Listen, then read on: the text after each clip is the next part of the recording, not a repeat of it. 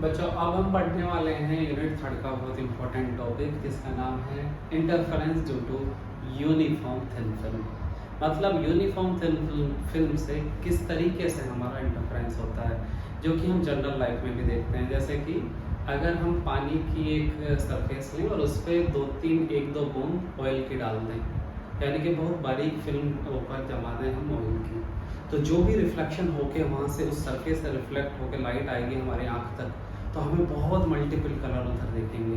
वो किस कारण से हो रहा है?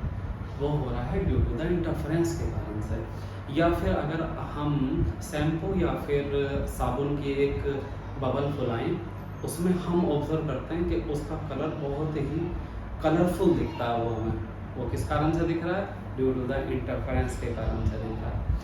लेकिन बच्चों इसमें एक कंडीशन जुड़ी हुई है। क्या? यूनिफॉर्म थिन फिल्म और एक थिन फिल्म होनी चाहिए, यानी कि फिल्म की कुछ लेंथ होनी चाहिए जो कि बहुत ही थिन हो। वो कितनी होनी चाहिए? लगभग 4000 से 8000 एंगस्ट्रॉम के बीच। क्यों बच्चों ऐसा? क्योंकि हमारी विजिबल जो रेंज है आंखों की देखने की, वो 4000 से 8000 एंगस्ट्रॉम के बीच में ही है। अगर मतलब इसका मतलब ये हुआ कि फिल्म को हम थिन से थिक कर दें, तो हमारा इंटरफेरेंस पैटर्न दिखना बंद हो जाएगा। ऐसा क्यों भाई? अगर हम थोड़ी सी मोटाई उसे बढ़ा दें तो इंटरफेरेंस पैटर्न क्यों नहीं होगा? इंटरफेरेंस तो हो रहा होगा, लेकिन हमें ऑब्जर्व नहीं होगा। वो कैसे? एक एग्जांपल के थ्रू समझो कि दो बच्चे ट्रैम्पोलिन पे ऊपर नीचे उछल रहे हैं, है ना? अगर वो एक ही ट्रैम्पोलिन पे हैं, तो क्या हम ऑब्जर्व नहीं कर पाएंगे कि क्या दोनों बच्चे एक साथ ऊपर जा रहे हैं, या फिर दोनों नीचे आ रहे हैं, या फिर दोनों अपोजिट, एक ऊपर जा रहा है एक नीचे जा रहा है? मतलब क्या दोनों के बीच में कंस्ट्रक्टिव इंटरफेरेंस हो रहा है जब दोनों ऊपर जा रहे हैं, या फिर डिस्ट्रक्टिव इंटरफेरेंस हो रहा है जब एक ऊपर जा रहा हो एक नीचे जा रहा हो? हम ऑब्जर्व कर सकते हैं। लेकिन एज्यूम करो कि इस बार दो लड़के अलग अलग ट्रैम्पोलिन पे हैं और जो कि 100 मीटर या 200 मीटर की डिस्टेंस पे रखे गए हैं। अब एक बच्चा उछल रहा है एक ट्रैम्पोलिन पे, एक बच्चा उछल रहा है दूसरी पे। क्या ऑब्जर्व करना इस बार इनके बीच में इंटरफेरेंस पैटर्न थोड़ा सा हार्ड नहीं हो गया? थोड़ा सा हमें विजुअलाइजेशन में कमी नहीं होगी? थोड़ी सी विजुअलाइज करने में, एक को देखेंगे फिर दूसरे को देखेंगे, पता चला एक को देखा तब वो ऊपर था, दूसरे को देखा तब वो ऊपर था जब वो ऊपर था, लेकिन जब हमने देखा वो नीचे आ गया। मतलब हम ऑब्जर्व नहीं कर पाएंगे किसको? इंटरफेरेंस को। जब हम ऑब्जर्व नहीं कर पाएंगे तो कलर का विजुअलाइजेशन खत्म हो जाएगा। इसे ही कहते हैं हम इंटरफेरेंस। इसलिए हम ले रहे हैं यहाँ पर थिन फिल्म, इसलिए इसका नाम है thin film, uniform thin film. कितनी थिन? 4000 से 8000 एंगस्ट्रॉम के बीच की हमारी थिन फिल्म होनी चाहिए। चलिए कोई बात नहीं, ये आपको समझ में आ गया कि थिन क्यों होनी चाहिए, यूनिफॉर्म क्यों होनी चाहिए। हमारी ये कंडीशन ये है कि यूनिफॉर्म ही हो, लेकिन अभी हम पढ़ रहे हैं यूनिफॉर्म थिन फिल्म की कंडीशन।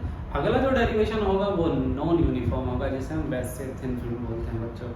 तो चलो बच्चों इसका 1 बाय 1 करके डायग्राम बनाते हैं, फिर इसका पार्ट डिफरेंस पे जाते हैं और उसकी मिनिमा और मैक्सिमा कंडीशन देखते हैं। क्योंकि अल्टीमेटली देखना क्या है? इंटरफेरेंस की कंडीशन कि कब वो मैक्सिमा करेगा, कब वो मिनिमा करेगा, कब वो डिस्ट्रक्टिव इंटरफेरेंस देगा, कब वो कंस्ट्रक्टिव इंटरफेरेंस देगा। और उसके लिए बच्चों क्या चाहिए हमें? उसके लिए चाहिए हमें पार्ट डिफरेंस उनके बीच का, जिससे हम फेज डिफरेंस भी फाइंड कर सकें। तभी तो बता सकते हैं बच्चों डिस्ट्रक्टिव कंस्ट्रक्टिव। ऑब्वियस सी बात है, जो कि हमने जनरल कंडीशन में निकाला था। चलो बच्चों, तो अब हमारे पास क्या है? हमारे पास एक यूनिफॉर्म थिन फिल्म है जिसकी विड्थ हमने मान रखी है टी है, और इसकी पूरी की पूरी थिन फिल्म में टी ही इसकी विड्थ है। हमने माना एक वेव इधर से आ रही है इस तरीके से, और वो यहाँ पर एक पॉइंट ए पर इंटरेक्ट करती है और पार्शियली रिफ्लेक्ट हो जाती है और पार्शियली रिफ्रैक्ट हो जाती है नीचे की तरफ। कोई दिक्कत नहीं।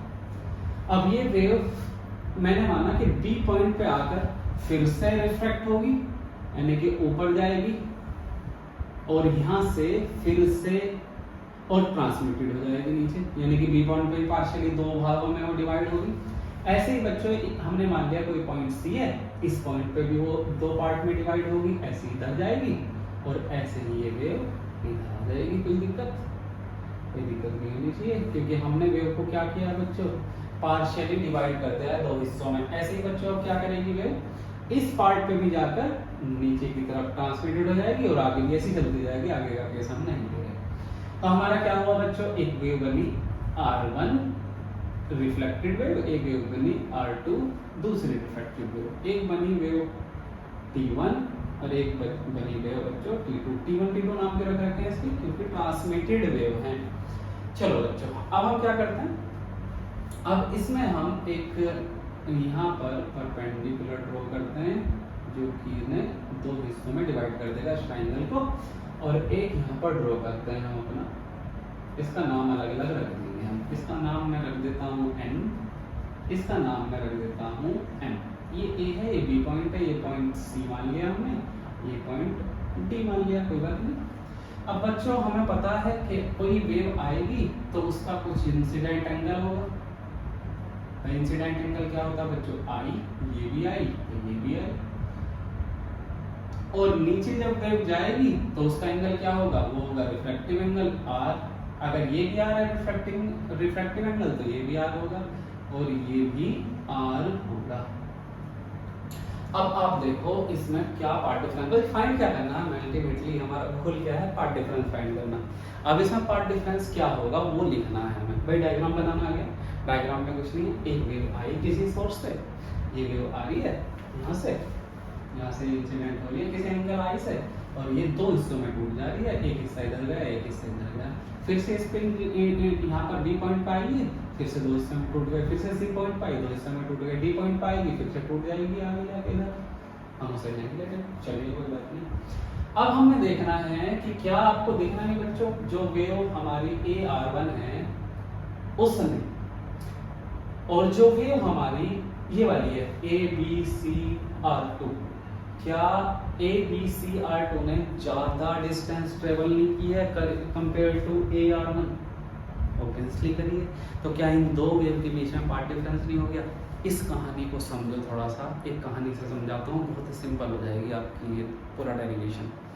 समझो दो फ्रेंड है, मॉर्निंग वॉक पे जा रहे हैं नदी के किनारे किसी। एक फ्रेंड ने बोला कि मैं इस नदी में कल नया था, बहुत अच्छा पानी है, डुबकी मार के देखो, बढ़िया है एकदम। तो क्या हुआ, दोनों कांस्टेंट स्पीड से चल रहे थे, एक बच्चा उसमें से नीचे पानी में डुबकी लगा दिया, और डुबकी लगाने के बाद यानी कि इस पॉइंट पे जाकर A और B डुबकी लगाई, फिर डुबकी लगाने के बाद ऊपर आ गया यानी कि नदी के किनारे पे आ गया C पॉइंट पे।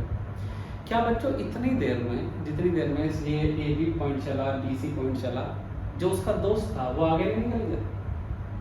ऑब्वियसली निकल गया। जो डुबकी नहीं लगाई वो दोस्त कौन सा है, मान लिया हमने AR1। अब हम ये पता लगाएंगे कि वो दोस्त कितनी डिस्टेंस आगे चल गया।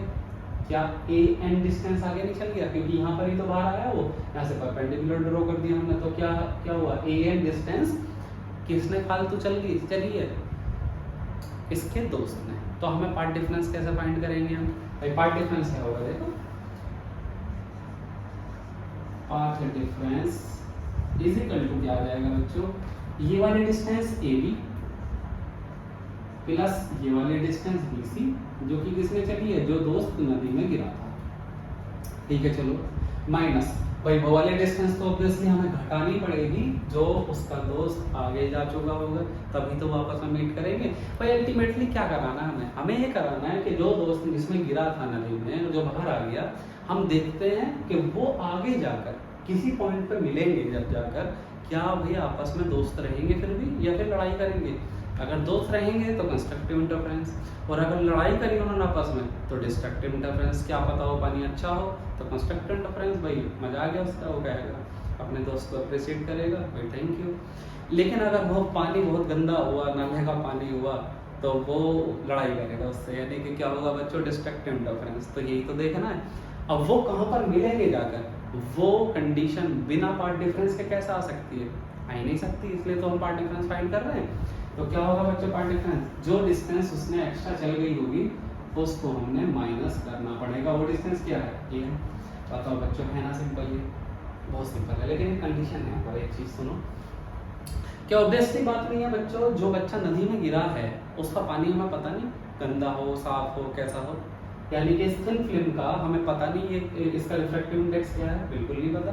तो क्या इसका एक रिफ्रैक्टिव इंडेक्स नहीं मानेंगे हम, जो ये डिस्टेंस चली है AB प्लस BC, क्या ये पानी में नहीं चली है, यानी कि थिन फिल्म में नहीं चली है उसमें, ऑब्वियसली चलिए, तो हमने क्या मान लिया इसका refractive index mu.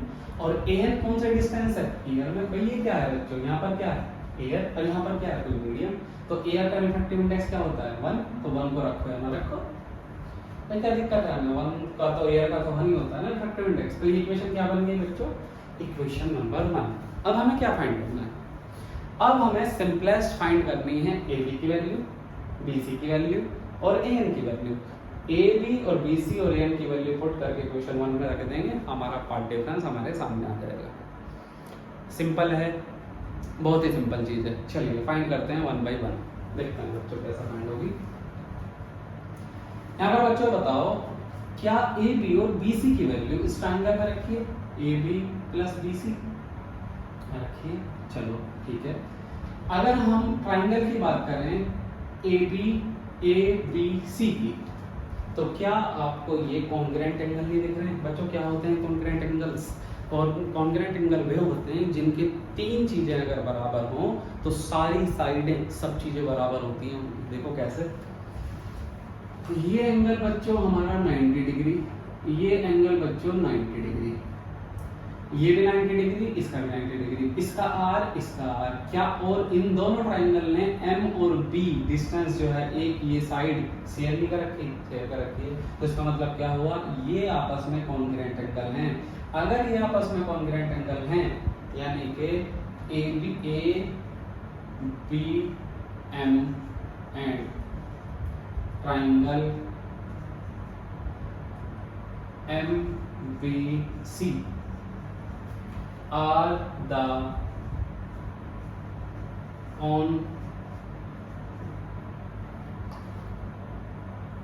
congruent angles। अगर है ये कॉन्ग्रुएंट एंगल तो ऑब्वियसली क्या बात होगी बच्चों, A B is equal to बराबर होगी बी सी के, यानी कि हमें एक चीज फाइंड करनी, वो तो बराबर ही है बी सी के। भाई ये वाली डिस्टेंस ए बी किसके बराबर होगी, बी सी के, और ये वाली डिस्टेंस ए एम किसके बराबर होगी, एम सी के। यानी कि एक फाइंड करो दूसरे में रख दो, बात खत्म, दुगना कर दो उसका।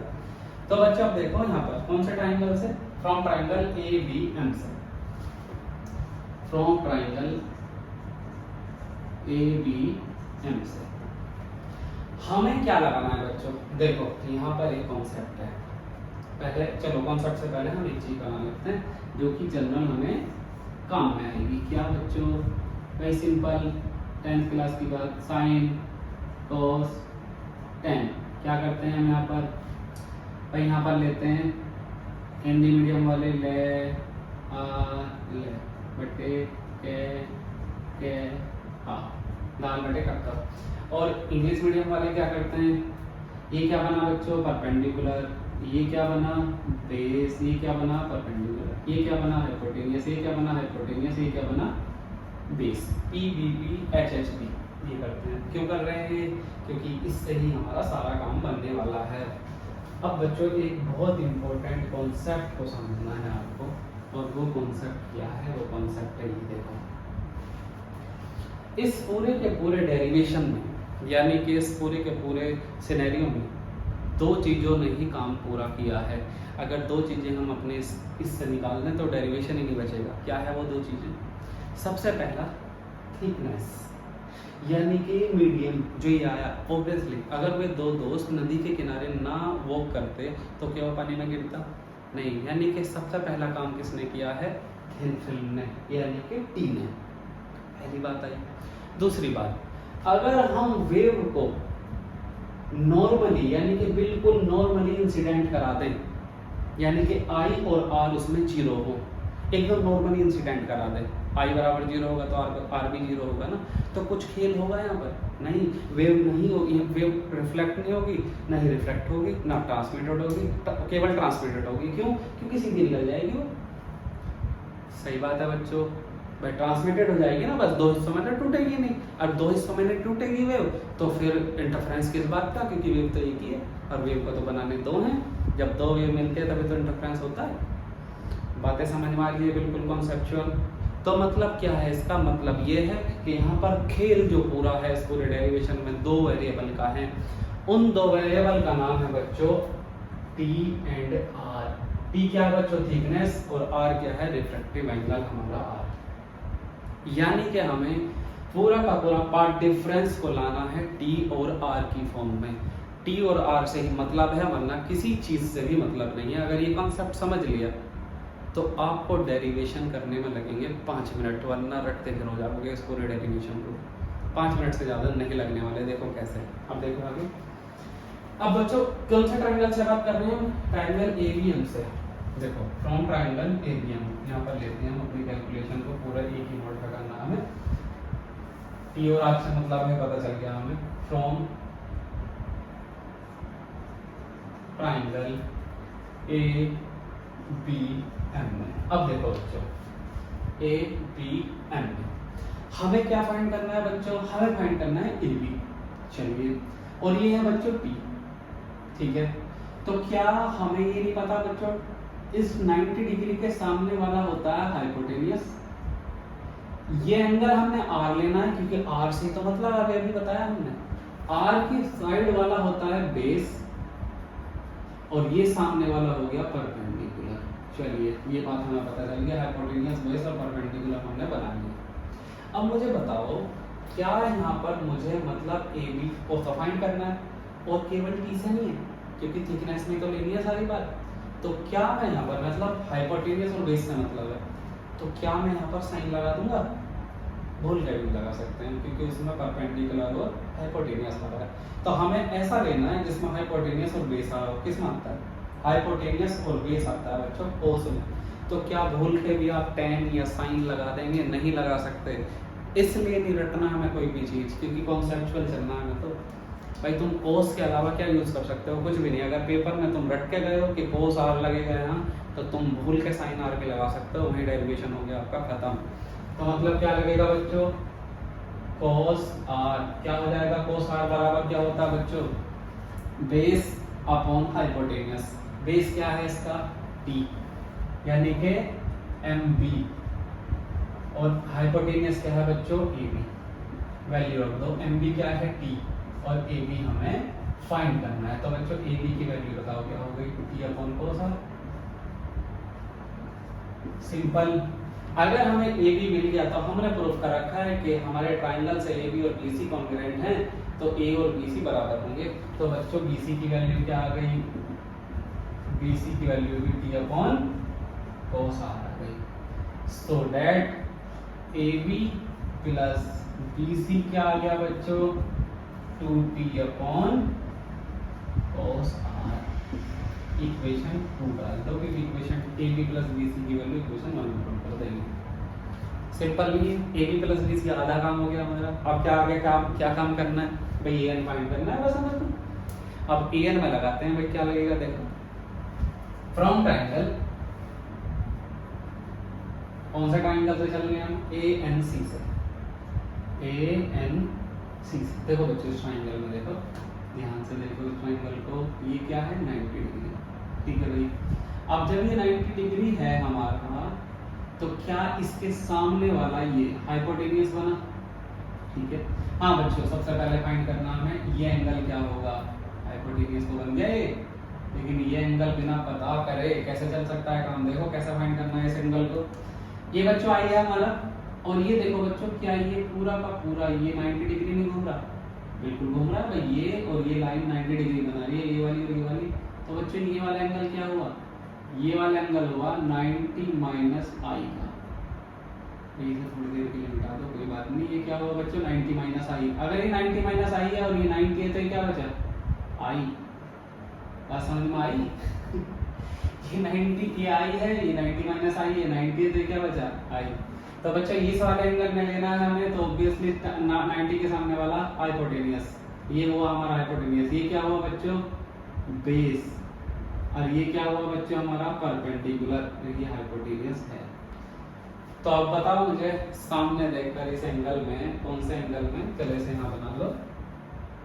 इस ट्राइंगल में कुछ ऐसा बन रहा है, ट्राइंगल ऐसा बन रहा है ना बच्चों। ये 90 डिग्री है, ये हाइपोटेनियस हो गया, ये हो गया बेस। ठीक है, ये आई बन रहा है, और ये हो गया हमारा परपेंडिकुलर। ये ट्राइंगल हो गया ए एन और सी। और बच्चों ये हमारा डिवाइड हो रहा है दो हिस्सों में, AC के इसमें डिवाइड हो रहा है हमारा AM प्लस MC में। तो मुझे बताओ बच्चों, अगर मैंने यहाँ पर कोस ले लिया, समझो कोस ले रहे हैं, कोस क्या होता है बच्चों, बेस अपॉन हाइपोटेन्यूज। तो क्या आएगा कोस से, कोस आई इक्वल टू आ जाएगा बेस यानी कि NC अपॉन हाइपोटेन्यूज क्या होगा AC। ठीक है, अब हमें फाइंड करना था AN, तो इसका कुछ मतलब है, इसमें तो AN आ रहा ही नहीं कोस में, कुछ मतलब हुआ इसका नहीं, यानी कि कोस तो लेना ही नहीं। आगे चलो साइन देकर देखते हैं।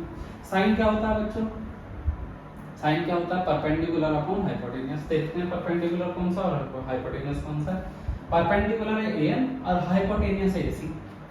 ऑब्वियसली यही लेना है, क्यों, AC AN फाइंड करना है और AC की टर्म में लेना है। AC की टर्म में क्यों लेना है, क्योंकि AC ही हमें T की टर्म में वैल्यू दे सकता है, क्योंकि ये रखा है ना जो बच्चों ये वाला, इस ट्रायंगल का ही पार्ट है ये, AC दे नहीं सकता, देगा ही, तो मतलब हमें साइन ही लेना पड़ेगा। तो क्या लिया बच्चों यहाँ पर, sine i is equal to क्या होगा बच्चों, साइन क्या होता है, परपेंडिकुलर अपॉन हाइपोटेन्यूज। क्या है बच्चों परपेंडिकुलर, AN, हाइपोटेन्यूज क्या हुआ AC।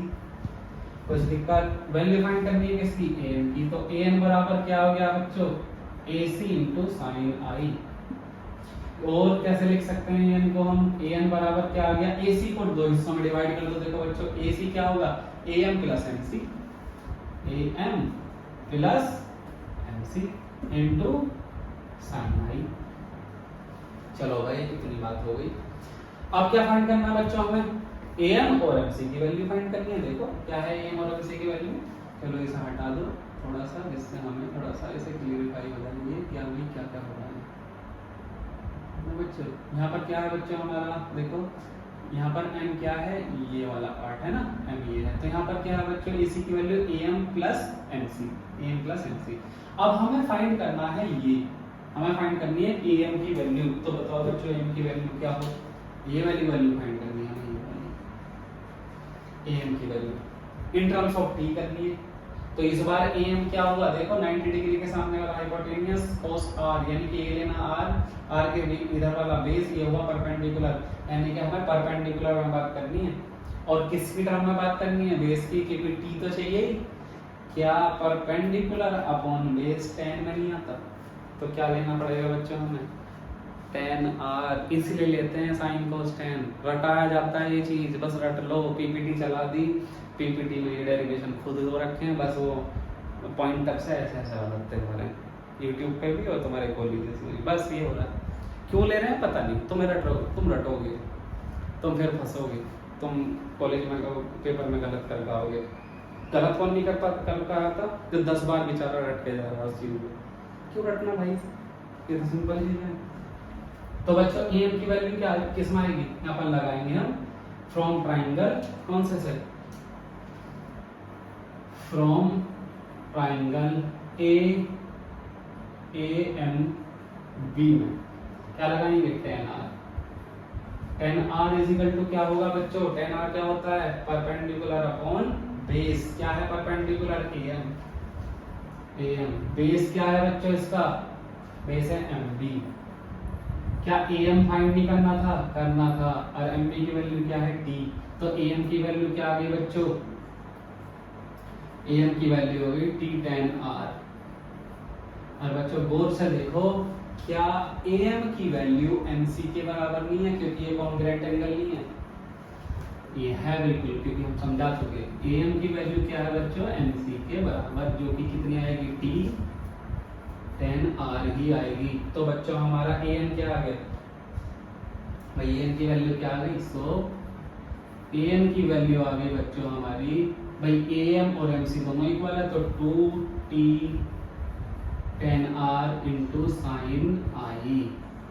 चलो कोई बात नहीं है, आ गया। लेकिन बच्चों यहाँ पर एक दिक्कत है ना, गड़बड़ हो गई है कुछ, देखो ध्यान से देखो, AM की वैल्यू में 2T tan R into sine I आ रहा है, और हम अभी पढ़े हैं, अभी मैंने बताया कि हमें केवल दो वेरिएबल से मतलब है और किसी से मतलब नहीं है, उसका नाम है T और R, और यहाँ पर साइन आई आ गया भाई। आई से क्या मतलब है, हमें तो रिफ्लेक्टिव एंगल चाहिए, और क्या चाहिए, T चाहिए। क्या है T, विड्थ है किसकी, थिन फिल्म की। तो इसे रिप्लेस करने के लिए आई को हम क्या लगाएंगे, स्नेल लॉ। स्नेल लॉ क्या बोलता है? ये बोलता है using Snell law sine i upon sine r is equal to क्या होता है बच्चों? म्यू। तो बच्चों साइन आई की वैल्यू क्या हो गई? साइन आई आ गया म्यू साइन आर। लगा दो बच्चों, इसमें रख दो। तो an क्या आ गया हमारा? an आ गया बच्चों 2t tan r into mu sine r. Simple है। अब इसे थोड़ा सा कैलकुलेट कर लो। tan को साइन अपॉन cos में लिख दो भाई। an इज इक्वल टू ये नहीं लिख सकता मैं 2t साइन क्या हो जाएगा? स्क्वायर हो जाएगा, लिख दें अपॉन cos r। यहाँ पर क्या आ गया बच्चों? Into mu. क्या आ गई? Equation number 3। अब हमारे पास an भी आ गया, ab प्लस bc भी आ गया। इक्वेशन 2 और 3 की वैल्यू इक्वेशन नंबर है तो सिंपल एकदम। Now put the values of equation 2 and equation 3 in equation 1। क्या है बच्चों? इक्वेशन 1 पार्ट डिफरेंस को मान लो मैं डेल्टा मान लूं इज इक्वल टू क्या आ गया बच्चों? ab प्लस bc क्या है इक्वेशन 1 से? इक्वेशन 2 से 2t अपॉन cos r यानी कि 2t अपॉन cos r। भाई म्यू भी तो चल रहा है यहाँ, देखो म्यू भी तो चल रहा है तो यहाँ पर म्यू भी लगा दो। माइनस an की वैल्यू क्या है? an की वैल्यू ये है, क्या है बच्चों? ये 2t mu sine square r upon cos r। Simple है बच्चों, कोई दिक्कत नहीं। क्या यहाँ से 2t mu upon cos r total common भी आ रहा? दोनों में से देखो कॉमन हो रहा है। तो डेल्टा इज इक्वल टू क्या लिख दूं मैं? 2 mu t upon cos r common ले लिया, यहाँ बचा 1 minus sine square r। 1 minus sine square r cos square r होता है, तो इसे 2 mu t cos square r upon cos r। एक से कट गया तो हमारा डेल्टा आ गया 2 म्यू t cos r।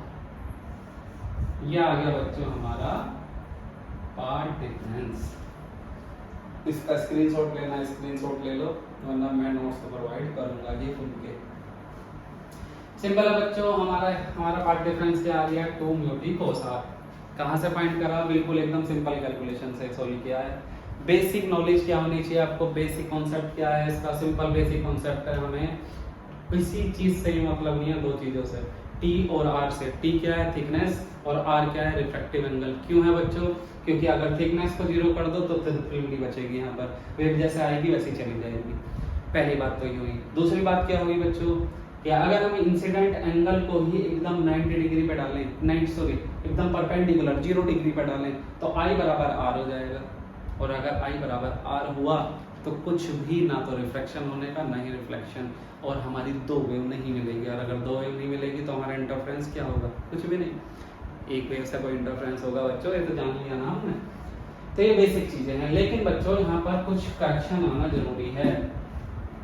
एक ट्रीटमेंट आता है बच्चों जिसके कारण हमारा यहाँ पर कुछ पैरामीटर ऐड होगा, उसका नाम है स्टोक्स ट्रीटमेंट। इसको पढ़ते हैं अब।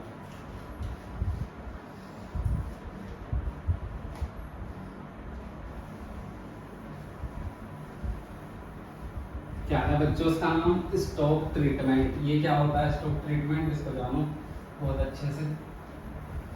देखो बच्चों, इसको कोई नहीं बताने का तुम्हें स्टोक्स ट्रीटमेंट होता क्या है, बस सिंपल बता देते हैं कि यहाँ पर लैम्डा बाई 2 ऐड होना है। भाई क्यों होना है? कुछ नहीं पता। देखो सिंपल बात क्या होता है बच्चों, जनरल फिनोमेना। अगर हम एक वेव को, एक स्ट्रिंग को दो किसी पार्ट में बांध दे, मतलब किसी भी रूम में, जैसे कि एक रस्सी बांध दो अपनी खिड़की से, एक दरवाजे से बांध दो, किसी से बांध दो, और उसमें थोड़ी सी वाइब्रेशन करके छोड़ दो, तो होता क्या है बच्चों? अगर वेव का ऊपर वाला हिस्सा इससे टकराएगा, किससे? किसी खिड़की से टकराएगा जहाँ से बंधी हुई है रस्सी, तो वो वेव जब चलेगी तो नीचे से चलेगी ऐसे करके। समझ रहे हैं बच्चों? क्या मतलब हुआ इसका? इसका मतलब हुआ ये, जो वेव इस मीडियम से टकराई है, मतलब ये डेंसर मीडियम है, क्योंकि एयर में ही तो चल रही है वेव, और टकराई किससे? किसी लोहे से टकराई, इससे बंधी होगी वो, ये डेंसर है, इसके लिए तुरंत किससे कितना फेस चेंज आया इसमें? एकदम पाई डिफरेंस का फेस चेंज आया। क्यों? अगर एक वेव ऐसी है और एक वेव नीचे से स्टार्ट हो रही है, तो इनमें 180 का डिफरेंस होता है, यानी कि पाई का डिफरेंस आता है फेस का। आ रहा नहीं है? देखो ये बिल्कुल जनरल फिनोमेना है, करके देख लेना। क्यों हो रहा है बच्चों ऐसा? ऐसा इसलिए हो रहा है भाई, वेव अपना नेचर कैसे छोड़ दे? वेव का नेचर क्या है? वेव तो ऐसे बनेंगे, ये कंप्लीट हो गया है क्या नहीं? अगर ऊपर वाला सर्किल यहाँ पर टकरा गया तो ऑब्वियसली ऊपर वाले ने तो हाफ पार्ट चल लिया ना, कंप्लीट हुआ, तो बचा कौन सा? नीचे वाला। तो कहाँ से चलेगी? नीचे से। और कितना फेस डिफरेंस आ जाएगा? पाई का। ये बात समझ में आई? लेकिन अब तुम कहोगे सर ये तो स्ट्रिंग बांध रखी है तुमने, कोई रस्सी बांध रखी है यहाँ पर दो छोरों से, किसी खिड़की से, दरवाजे से, लेकिन ये कैसे यहाँ पर कैसा लग रहा है? सेम फिनोमिना यहाँ पर भी लगता है। कैसे लगता है? यहाँ पर देखो, ये तो मैंने एक एग्जांपल बताया आपको। कितना फेज डिफरेंस आता है बच्चों?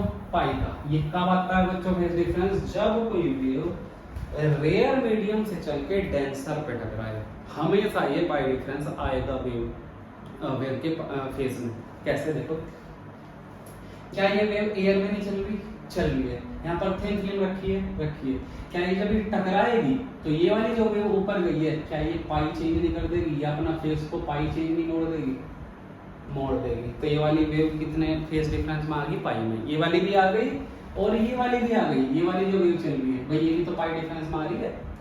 अरे एक काम करते हैं, इसको ठीक से समझते हैं, जरा करके दोबारा डायग्राम बनाते हैं इसका। एक मिनट जो बस देखो उसको ठीक से क्या हो रहा है बच्चा। यहाँ पर डायग्राम अगर हम बनाए, यहाँ पर प्लॉट करें अपना डायग्राम, तो यहाँ पर क्या हो रहा है? इस तरीके की थिन फिल्म रखी है। यहाँ पर वेव आई हवा में चल रही है, यहाँ पर डेंसर मीडियम से मिला थिन फिल्म, ये टकरा के ऊपर इधर चली गई। हमने क्या पढ़ा? जो वेव रेयर से यानी हवा से डेंसर पे टकराएगी तो पाई मुड़ जाएगी। हमने माना कि पाई मुड़ गई, चलिए कोई बात नहीं। क्या जो दूसरी वेव है वो भी तो पाई मुड़ेगी ऑब्वियसली, क्योंकि ये भी तो रेयर से डेंसर में जा रही है, ये भी पाई मुड़ गई, चलो कोई बात नहीं। अब ये वेव जो है ऊपर चली गई, एक टकराएगी ऊपर चली गई, लेकिन यहाँ नहीं मुड़ेगी। क्यों? क्योंकि ये डेंसर की डेंसर नहीं है। हमारी कंडीशन क्या है? स्टोक ट्रीटमेंट क्या है? स्टोक ने क्या बताया? जब वेव रेयर से डेंसर पर टकराए पाई मुड़ती है वो। रेयर से डेंसर पर टकराए पाई मुड़ी, रेयर से डेंसर पर टकराए पाई मुड़ी। लेकिन इसमें कितना डिफरेंस आएगा? नथिंग, कुछ नहीं, यानी कि पाई में ही चल रही है अभी तक। इसका पाई डिफरेंस है, ये भी पाई डिफरेंस है, चलो कोई बात नहीं। लेकिन जब ये रेयर से, ये डेंसर से रेयर में जाएगी तो फिर से पाई डिफरेंस लेगी, यानी कि इसमें जो पाई डिफरेंस आया था ये 0 हो जाएगा। समझ रहे हैं बात? यानी कि ये वाली वेव जो आई है टकराई है रेयर से डेंसर पे, तो पाई मुड़ गई, ऐसी ये पाई मुड़ गई, यानी कि पाई का फेज डिफरेंस आ गया। यहाँ पर कुछ नहीं होगा क्योंकि डेंसर का डेंसर है। लेकिन जब ये डेंसर से रेयर में जाएगी तो फिर से कितना घूमेगी? फिर से पाई घूम जाएगी। तो यहाँ पाई घूमी थी, यहाँ भी पाई घूम गई, तो उसी फेज में ना आ गई जिसमें थी ये वाली वेव, तो 0 फेज में आ गई। चलो, लेकिन क्या R1 वेव में R2 के कंपैरिजन में पाई डिफरेंस नहीं आ गया? दोनों में फेज कितना डिफरेंस आ गया बच्चों? पाई का। ये समझा रहा हूँ मैं, ये समझ में आया बच्चों? आ गया होगा बच्चों, इसे स्टोक ट्रीटमेंट कहते हैं। अब देखो कैसा आता है। अब फाई तो हमारा कितना आ गया? पाई का। लेकिन हमें मतलब किससे है भाई? हमें तो पार्ट डिफरेंस से मतलब है। क्या हमने पढ़ नहीं रखा बच्चों? Phi is equal to 2 pi by lambda into delta. तो हमारा फाई कितना आया? Phi is equal to 2 pi by lambda into delta. Pi से पाई काट दो तो डेल्टा कितना है? Lambda by 2। इस पैरामीटर को ऐड करना पड़ेगा हमें अपने एक्सप्रेशन में, जो हमारा आया है। इसे बोलते हैं बच्चों स्टोक ट्रीटमेंट। और ये ऐसे ही पढ़ के चले जाते हैं हम कि लैम्डा बाई 2 ऐड करना है, रट लो इसे। बताओ, है सिंपल चीजें, एकदम सिंपल चीजें बच्चे, इसमें कुछ नहीं रटना आपको। चलो, हमारा ये काम हुआ अभी तक। हमारा क्या है बच्चों? ये पार्ट डिफरेंस। लेकिन हमें फाइंड क्या करना है? कंस्ट्रक्टिव और डिस्ट्रक्टिव इंटरफेरेंस की कहानी सीखनी है ना बच्चों। मिनिमम और मैक्सिमम भी तो फाइंड करने हैं, तो मिनिमम मैक्सिमम फाइंड करते हैं। चलो अपना मिनिमम मैक्सिमम फाइंड करते हैं आराम से। क्यों? क्योंकि हमने भाई कंडीशन तो पढ़ ली है, हमने तो डेरिवेशन की है मैक्सिमा और मिनिमा कंडीशन के। क्या था बच्चों? देखो तो आपको पता ही होगा मैक्सिमा क्या आया था हमारा जनरल कंडीशन में। सबसे पहली कंडीशन हमें क्या पढ़नी है, मैक्सिमा या फिर कंस्ट्रक्टिव इंटरफेरेंस कंडीशन। क्या होती है बच्चों ये, जब हमारी कंस्ट्रक्टिव इंटरफेरेंस की कंडीशन में डेल्टा क्या आया था बच्चों, पार्ट डिफरेंस एन लैम्डा नहीं आया था। रटने की बात नहीं है, अब मैंने करा चुका हूँ, ये बहुत आराम से बहुत सिंपल तरीके से हमने करा चुके हैं। मैक्सिमा क्या आया था बच्चों, एन लैम्डा, और हमारा लैम्डा डेल्टा कितना आया है, डेल्टा आया हमारा 2 mu t cos r plus lambda by 2। क्या दिक्कत है, यहाँ पर रख दो, दोनों को इक्वेट कर दो, तो क्या आ गया बच्चों 2 mu t cos r plus lambda by 2 is equal to n lambda. Lambda by 2 को उधर ले जाओ, 2 mu t cos r is equal to n lambda minus lambda by 2, या तो ऐसे रहने दो या लैम्डा बाई 2 को होंगे, क्या दिक्कत हो रही है। तो 2 mu t cos r is equal to lambda by 2 common लोगे तो क्या आएगा 2n minus 1 into lambda by 2। तो यहाँ से lambda by 2 common low, lambda से लैम्डा कट जाएगा, बाहर आ जाएगा, 2 ऊपर चला जाएगा, 2n माइनस 1 लैम्डा बाई 2 हो गया। क्या है बच्चों ये condition for maxima, for maxima या फिर कंस्ट्रक्टिव इंटरफेरेंस की कंडीशन। अब आते हैं हमारी सेकंड कंडीशन पे, क्या है बच्चों, मिनिमा या फिर डिस्ट्रक्टिव इंटरफेरेंस की कंडीशन। ये बार यहाँ पर क्या होगा बच्चों, हमने पढ़ा नहीं था, हमने फाइंड नहीं किया था कि डेल्टा हमारा जो पार्ट डिफरेंस होता है डिस्ट्रक्टिव इंटरफेरेंस की कंडीशन में 2n प्लस 1 लैम्डा बाई 2 आता है। हमने बहुत अच्छे से फाइंड किया था बच्चों, याद करो। चलो तो क्या हुआ बच्चों, delta 2n plus 1 lambda by 2। अब हमारा डेल्टा क्या है, कंपेयर कर लो सिंपल, क्या है बच्चों 2 mu t plus lambda by 2 is equal to 2n plus 1 lambda by 2। इस लैम्डा बाई 2 को अंदर मल्टीप्लाई कराओ, आसान हो जाएगा। देखो lambda by 2 is equal to, मैं लैम्डा बाई 2 के अंदर मल्टीप्लाई करा, यहाँ लैम्डा आया, यहाँ लैम्डा बाई 2 आया, इस लैम्डा से लैम्डा बाई 2 कट गया, तो क्या है 2 म्यू टी कोस आर, बच्चों कोस आर भी चलेगा ना, तो अपर कोस आर भी तो है, 2 म्यू टी कोस आर है ना बच्चों, 2 mu t cos are, 2 mu t cos are क्या है बच्चों, एन लैम्डा। किसकी कंडीशन आ गई ये, कंडीशन फॉर मिनिमा या फिर डिस्ट्रक्टिव इंटरफेरेंस। बताओ पूरा डेरिवेशन में कुछ है इसमें, ये बिल्कुल सिंपल डेरिवेशन है बच्चों, बस आपको कॉन्सेप्ट समझना है। कॉन्सेप्ट क्या था, आर और टी का, इसके अलावा कोई कॉन्सेप्ट नहीं था, यानी कि हमें पार्ट डिफरेंस टी और आर में निकालना है। दूसरा क्या कॉन्सेप्ट था, लैम्डा बाई 2 का, जो कि क्या था, स्टोक्स ट्रीटमेंट, जिसको हमने बहुत अच्छे से समझ लिया है। अगर फेज डिफरेंस पाई का आ जाता है तो पार्ट डिफरेंस लैम्डा बाई 2 आएगा, जो कि ऐड होगा। कंडीशन फॉर मैक्सिमम और मिनिमम में तो कुछ है ही नहीं, इसमें क्या है, बहुत सिंपल। तो हमारा डेरिवेशन, अब बच्चों ये हाफ पार्ट हुआ है इसका हाफ पार्ट क्या करना है, बस सिमिलर करना है। उसमें क्या करना है हमें, ट्रांसमिटेड केस में देखना है, ट्रांसमिटेड केस में भी तो सेम होगा, बस क्या बदलेगा बच्चों, एंगल्स की वैल्यू बदल जाएगी, मतलब एंगल्स के नाम बदल जाएंगे। जो हमने ABCD नाम रख रखे हैं, सेम टू सेम काम होगा, बिल्कुल एकदम सेम टू सेम करके देखना, या फिर अगर आपसे नहीं हुआ तो हमें बताना, हम करके दे देंगे आपको अगली वीडियो में।